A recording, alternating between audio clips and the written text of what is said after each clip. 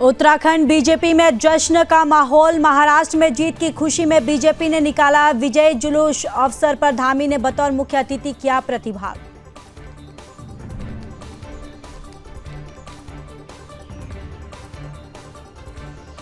देहरादून में जनता के लिए खुलेगा राष्ट्रपति आशियाना। अप्रैल महीने में आम लोगों के लिए खुलेगा आशियाना। हाल ही में राष्ट्रपति पीबीजी कर रहा है आशियाने का इस्तेमाल।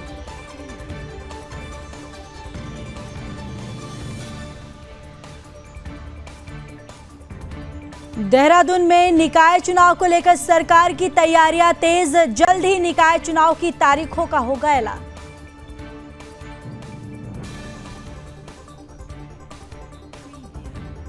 देहरादून में दून पुलिस की बड़ी कार्रवाई। निजी आवास पर आयोजित हाउस पार्टी पर पुलिस की रेड। 40 लड़के और 17 लड़कियों को पकड़ा गया। देवभूमि में शीतकालीन यात्रा शुरू करने की मांग। यात्रा को लेकर शंकराचार्य स्वामी अभी मुक्तेश्वरानंद ने कहा शीतकालीन यात्रा पर जल्द लिया जाएगा फैसला। हल्दूचौड़ पहुंचे फिल्म धरती। मयर कुमाऊं की डायरेक्टर जयश्री किशन नौटियाल। फिल्म कुमाऊं क्षेत्र की रोजगार समस्याओं को उजागर करती है। लोगों के द्वारा काफी पसंद की जा रही है फिल्म। बालिकाओं को समाज की मुख्य धारा में लाने की डीएम की पहल ला रही है रंग। स्कूली बालिकाओं को दिलाया जा रहा है प्रशासनिक ज्ञान।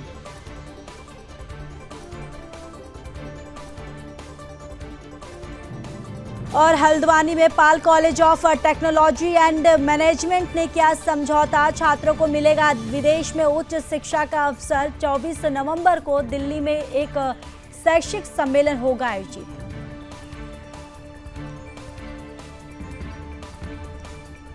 महाराष्ट्र में बीजेपी की जीत को लेकर मसूरी में मनाया जा रहा है जश्न। बीजेपी के कार्यकर्ताओं ने ढोल नगाड़ों के साथ मनाया जश्न।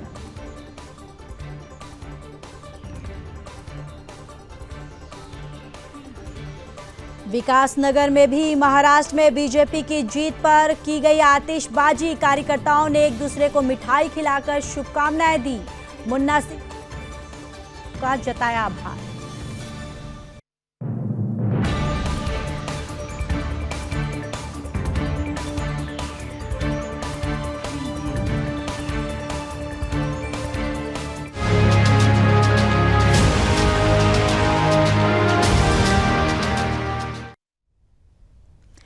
नमस्कार, आप देख रहे सुदर्शन न्यूज। मैं हूं आपके साथ ज्योति यादव। चलिए बुलेटिन की शुरुआत करेंगे उत्तराखंड की खबरों के साथ। केदारनाथ विधानसभा उपचुनाव में बीजेपी को मिली ऐतिहासिक जीत के बाद उत्तराखंड बीजेपी में जश्न का माहौल है। जीत की खुशी में देहरादून में बीजेपी ने विजयी जुलूस निकाला और इस अवसर पर मुख्यमंत्री पुष्कर सिंह धामी ने बतौर मुख्य अतिथि प्रतिभाग भी किया है। सर्विस चौक से बीजेपी मुख्यालय तक ये विजयी जुलूस निकाला गया। इस दौरान बीजेपी मुख्यालय में मुख्यमंत्री धामी का अभिनंदन भी किया गया। मुख्यमंत्री ने केदारनाथ की जनता का आभार व्यक्त किया। साथ ही कहा कि केदारनाथ की ऐतिहासिक जीत प्रधानमंत्री नरेंद्र मोदी की जीत है। साथ ही विकास पर जनता की एक मोहर भी है। इस दौरान उन्होंने कांग्रेस पर निशाना साधते हुए कहा कि जनता ने कांग्रेस के दुष्प्रचार को नकारा है।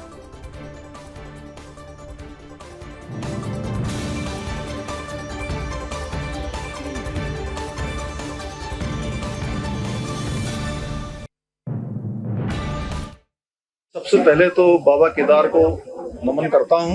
मैं बाबा केदार को नमन करता हूं और श्री केदारनाथ विधानसभा क्षेत्र के सभी देवतुल्य मतदाताओं का हृदय से आभार करता हूं, उनको नमन करता हूं कि उन्होंने भारतीय जनता पार्टी की प्रत्याशी आशा नौटियाल जी को अब तक उत्तराखंड राज्य गठन के बाद वे सभी चुनाव से अधिक मत देकर ऐतिहासिक विजयश्री दी है, अपना आशीर्वाद दिया है।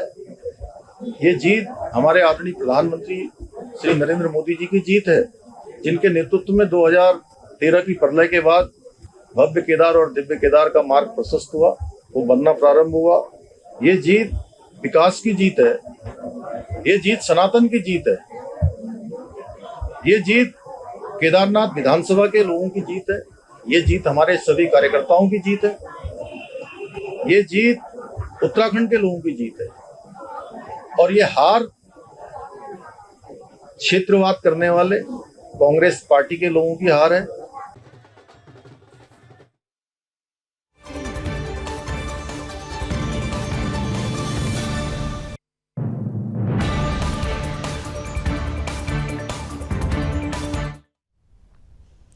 उत्तराखंड की राजधानी देहरादून के राजपुर रोड पर स्थित ऐतिहासिक राष्ट्रपति आशियाना आगामी अप्रैल महीने से आम लोगों के लिए खुल जाएगा।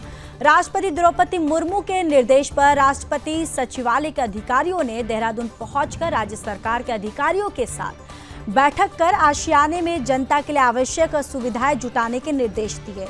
आपको ये भी बताते चले कि राष्ट्रपति द्रौपदी मुर्मू के निर्देश पर अब देहरादून स्थित 186 साल पुराने राष्ट्रपति आशियाना को आम लोगों के लिए खोला जा रहा है। 21 एकड़ क्षेत्रफल में फैले इस परिसर का इस्तेमाल अभी राष्ट्रपति पीवीजी द्वारा किया जा रहा है।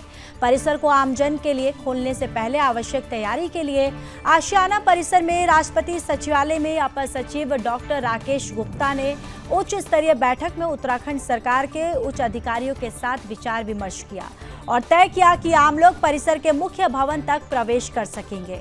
इस दौरान लोगों को राष्ट्रपति आशियाना के साथ ही भारतीय सेना की 251 साल पुरानी रेजिमेंट पीवीजी के इतिहास और इसके 186 साल पुराने अस्तबल से स्वरूप रूबरू होने के लिए मौका मिलेगा। और साथ ही साथ आपको बताते चले कि जनता के लिए ये राष्ट्रपति आशियाना जो है ये खुलने वाला है। अप्रैल महीने से आम लोगों के लिए ये आशियाना खुल जाएगा। 186 साल ये पुराना है और राष्ट्रपति आशियाना हाल ही में राष्ट्रपति पीवीजी इस्तेमाल कर रहे हैं।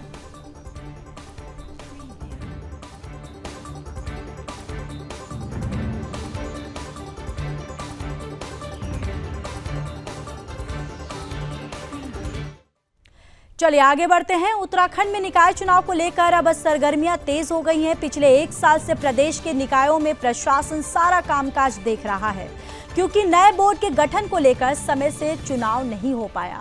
आपको ये भी बताते चले कि उत्तराखंड में 102 निकाय हैं जिनमें से 99 निकायों में चुनाव होते हैं और 3 निकायों में शासन की ओर से प्रशासनों की नियुक्ति की जाती है। ऐसे में पिछले साल दिसंबर के महीने में प्रदेश के सभी निकायों का कार्यकाल जो है वो समाप्त हो गया था और उसके बाद से ही चुनाव को लेकर लगातार चर्चाएं जारी हैं।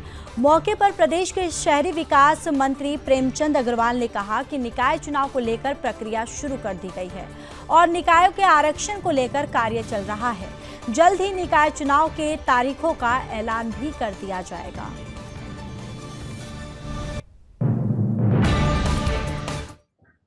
स्वाभाविक तौर पे हम लोग जो पिछले 1 वर्ष से हम लोग एक्सरसाइज कर रहे थे, अब अंतिम चरण में हम लोग हैं। आरक्षण का जो प्रक्रिया है वो जारी है। आरक्षण का जो हम लोगों को करना है उस पर हम लोग बातचीत कर रहे हैं। हम लोग कार्यक्रम जारी करेंगे, उसके बाद फिर चुनाव करेंगे।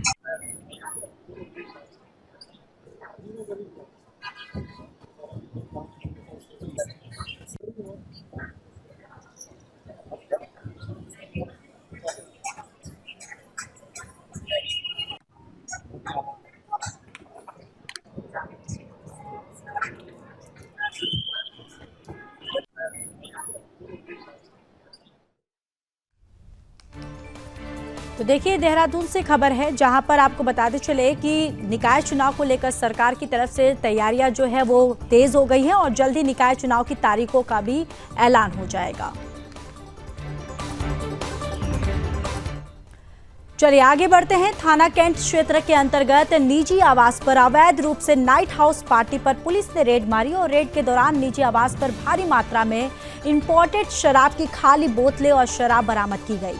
साथ ही 40 लड़के और 17 लड़कियों को अवैध रूप से नाइट हाउस पार्टी करने पर हिरासत में लिया गया, जिसके बाद पुलिस द्वारा भवन स्वामी के खिलाफ आबकारी अधिनियम के अंतर्गत वैधानिक कार्रवाई की गई।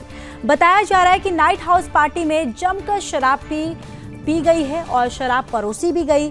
छापेमारी के दौरान गाजियावाला कैंट क्षेत्र के एक निजी आवास पर 40 लड़के और 17 लड़कियां अवैध रूप से नाइट हाउस पार्टी आयोजित करते हुए पाए गए और साथ ही टीम को भवन में भारी मात्रा में इंपोर्टेड शराब की खाली बोतल और शराब बरामद हुई है।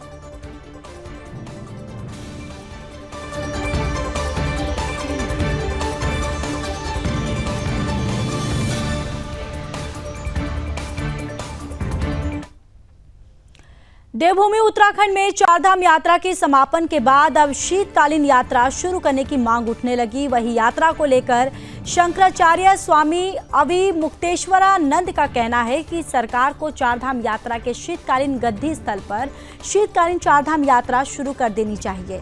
वहीं इस बाबत बद्री केदार मंदिर समिति के अध्यक्ष अजेंद्र अजय का कहना है कि सरकार शीतकालीन गद्दी स्थलों पर चारधाम यात्रा शुरू करने के लिए मूलभूत विकास अवस्थापना के लिए कार्य कर रही है। मुख्यमंत्री पुष्कर सिंह धामी के नेतृत्व में प्रथम चरण के कई कार्य जो है वो पूरे कर लिए गए हैं और पूरे होने की ओर भी है। और जैसे ही सरकार के द्वारा मूलभूत व्यवस्था जो है अपना कार्यों को पूर्ण कर लिया जाएगा, जिसके बाद शीतकालीन यात्रा पर सरकार जल्द फैसला लेगी।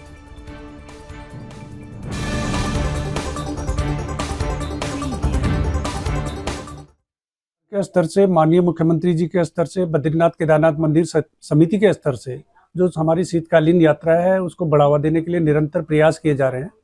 मैं इस क्रम में अवगत कराना चाहूँगा आपको कि बद्रीनाथ केदारनाथ मंदिर समिति द्वारा जो हमारे शीतकालीन गद्दी स्थल हैं, जैसे उखीमठ स्थित ओंकारेश्वर मंदिर है जहाँ पर बाबा केदार की शीतकालीन पूजा होती है। इसके अलावा मदमेश्वर जी की जो डोली होती है वो भी वहीं पर अवस्थित होती है, उसकी भी पूजा वहीं पर संपादित की जाती है। इसके अलावा वहाँ पर पंच केदारों का गद्दी स्थल भी है, तो उसको वहाँ पर आधारभूत बुनियादी सुविधाओं के विकास के लिए हम प्रयास कर रहे हैं। वहाँ पर एक बड़े प्रोजेक्ट पे हम काम कर रहे हैं और उसको जो प्रथम चरण का हमारा कार्य है उस परियोजना का वो प्रारंभ हो चुका है।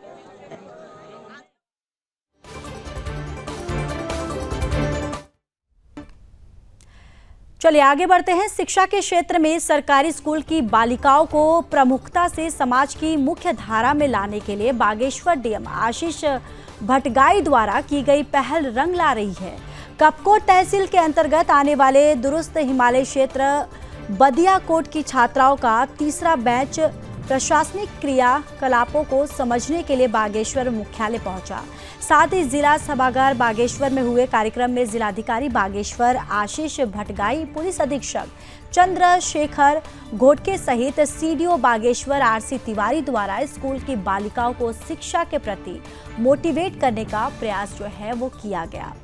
तो देखिए डीएम आशीष भटगाई जो है उनकी पहल जो है वो रंग ला रही है। बालिकाओं को समाज की मुख्य धारा में लाने की ये जो डीएम की तरफ से ये पहल की जा रही है, अब ये पहल जो है ये पूरी तरह से रंग ला रही है और स्कूली बालिकाओं को प्रशासनिक ज्ञान जो है वो भी दिया जा रहा है।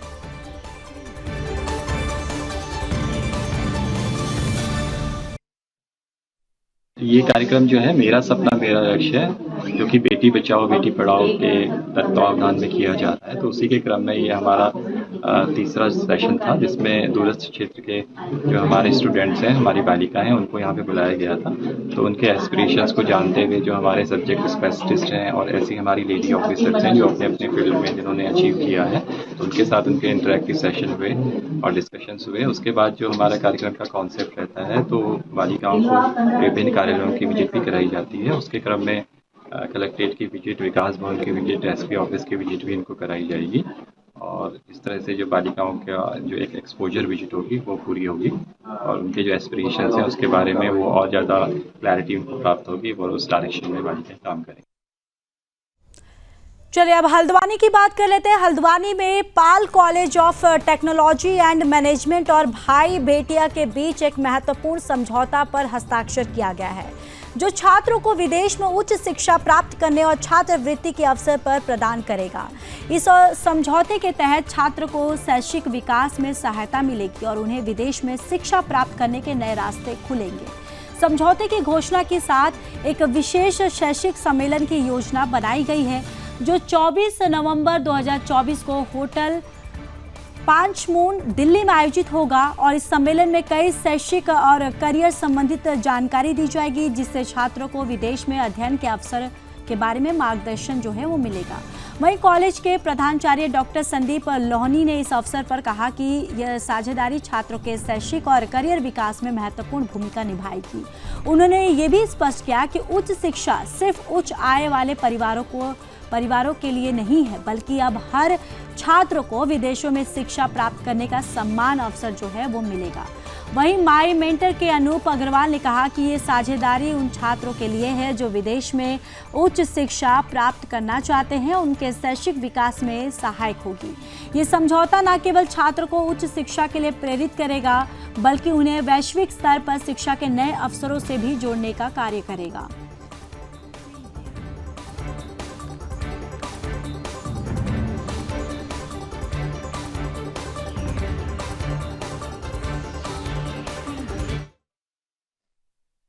नमस्कार आप सबको, मेरा नाम अनूप अग्रवाल है।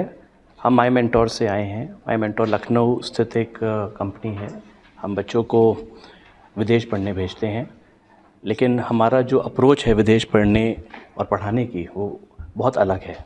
हमारा मानना ये है कि अगर आप अपने बच्चे के लिए या अपने घर के लिए कोई कार, होम या एक बेसिक अगर आप फाइनेंशियल स्ट्रक्चर मेंटेन करते हैं तो आप बेहतरीन से बेहतरीन यूनिवर्सिटीज़ में अपने बच्चे को विदेश में पढ़ा सकते हैं। वो दिन अब गए कि एक आपको विदेश पढ़ाने के लिए बहुत अमीर या आपकी जो पॉकेट्स हैं वो बहुत जो भारी होनी चाहिए। Basically Pal college of technology management और माई मेंटर्स के बीच में हो रहा है। उत्तराखंड में शिक्षा को लेके पहले से भी पाल कॉलेज जागरूक रहा है और शिक्षा के क्षेत्र को आगे ले जाने के लिए, शिक्षा के क्षेत्र में बेहतर अवसर मुहैया कराने के लिए, गरीब छात्र छात्राओं की मदद के लिए हमेशा पाल कॉलेज तैयार रहता है। उसी दिशा में आज हम माई मेंटर्स के साथ एक समझौता उस पर हस्ताक्षर कर रहे हैं। इसका जो मुख्य पर्पज़ है वो ये है कि कई लोगों को तो आइए सीधे आपको गोरखपुर लेकर चलते हैं, जहां पर सीएम योगी आदित्यनाथ क्या कुछ कह रहे हैं, सीधे आपको सुनवाते हैं।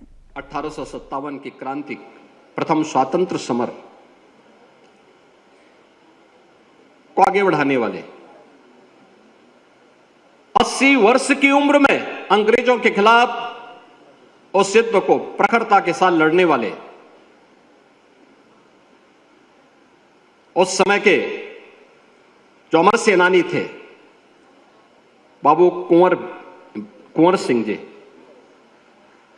जिनके बारे में कहा जाता है कि बिहार के आरा से लेकर के आजमगढ़ तक उन्होंने अंग्रेजों को पीछे हटने के लिए मजबूर कर दिया था। अगर हम उनकी चर्चा करते हैं, या संपूर्ण क्रांति के नायक जयप्रकाश नारायण हो या वीर बंदा बैरागी हो या फिर एक ही जन्म में दो आजन्म कारावास की सजा प्राप्त करने वाले वीर सावरकर,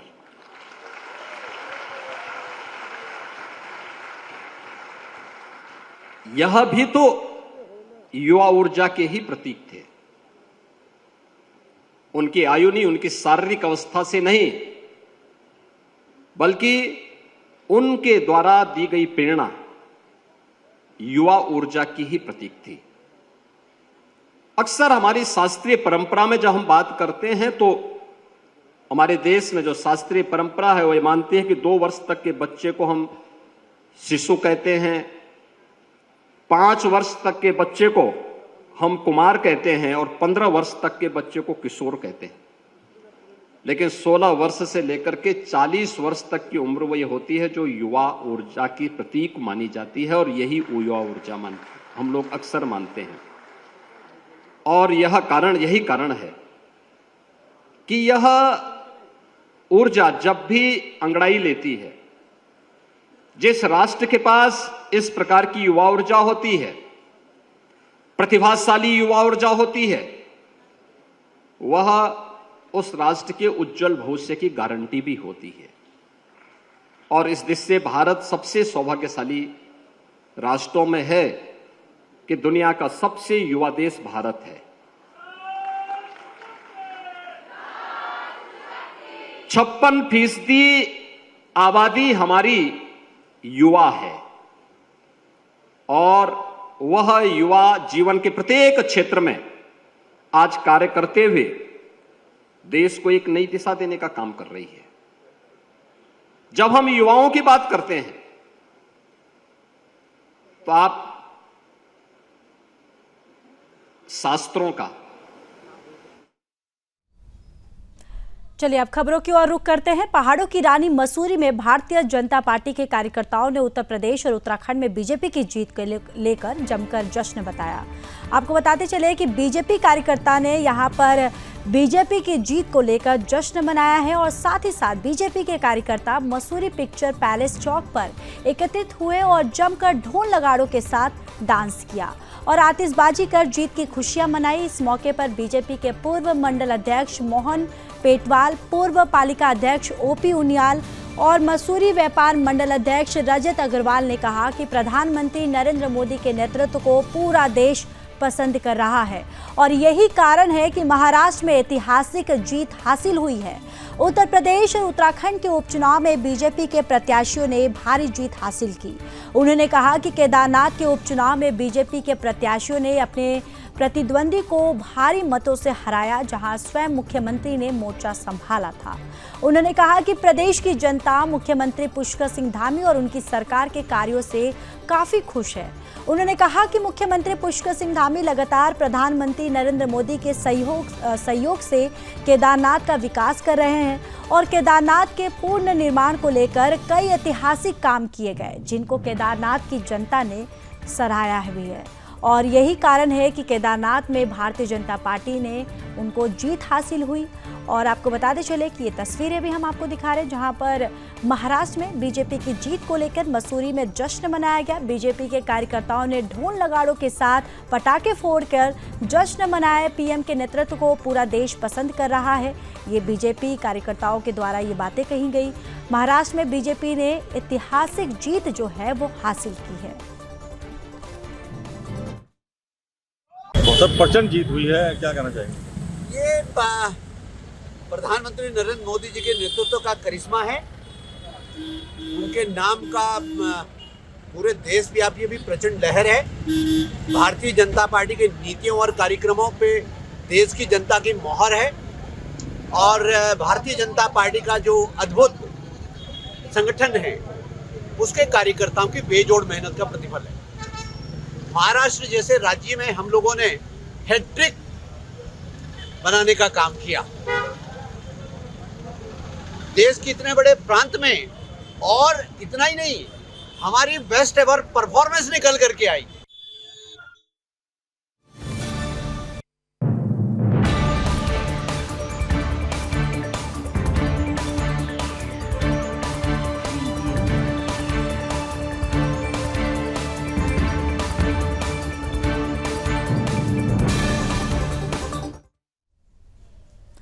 तो केदारनाथ उपचुनाव में बीजेपी की जीत को लेकर मुख्यमंत्री पुष्कर सिंह धामी का संबोधन आपको सुनवाते हैं।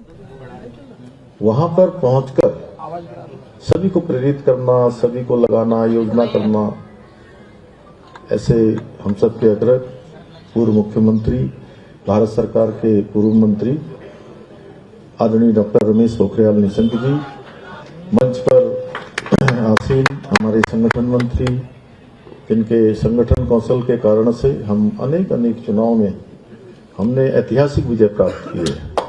आदरणीय अजय जी और मेरे साथ उत्तराखंड सरकार में कैबिनेट मंत्री आदरणीय प्रेमचंद अग्रवाल जी, आदरणीय गणेश जोशी जी, आदरणीय बहन रेखा आर्य जी, हमारे सभी विधायकगण यहाँ पर उपस्थित हैं और हमारे दायित्ववान सभी कार्यकर्ता बंधु, हमारे बहुत वरिष्ठ सभी पदाधिकारीगण, मैं अगर नाम लूंगा तो बहुत लंबा हो जाएगा।